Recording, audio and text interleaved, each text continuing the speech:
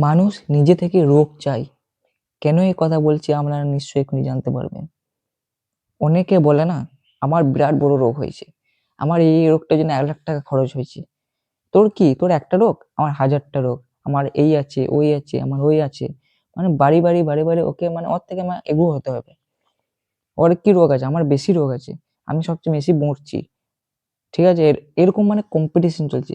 এমন একটা কম্পিটিশন হয়ে গেছে না মানুষের মধ্যে, মনের রোগ বেশি বেড়ে যাচ্ছে। সেই জন্যে বেশি রোগ হচ্ছে মানুষের। এই জন্যেই, এই জন্যে সবচেয়ে বেশি রোগ হয়েছে মনের রোগের কারণে। মানে কম্পিটিশন। তুই ৳৫০,০০০ খরচ করেছিস, আমি ৳১,০০,০০০ করেছি। আমি ব্যাঙ্গালোর গেছি। এত দূর গেছি, এত খরচ ভাব তাহলে আমার কত বড় রোগ হয়েছে ভাব তাহলে। এই ধরনের কম্পিটিশন আজ মানুষের মধ্যে এত বেড়ে গিয়েছে, সেই জন্যে বড়, বড় রোগ হতে বাসা বাঁধতে আমাদের খুব দেরি হচ্ছে না শরীরের মধ্যে। তাই আপনাদেরকে বলবো এরকম কোনদিন করেন না। সত্যি কি মিথ্যা কমেন্টে নিশ্চয়ই বলবেন।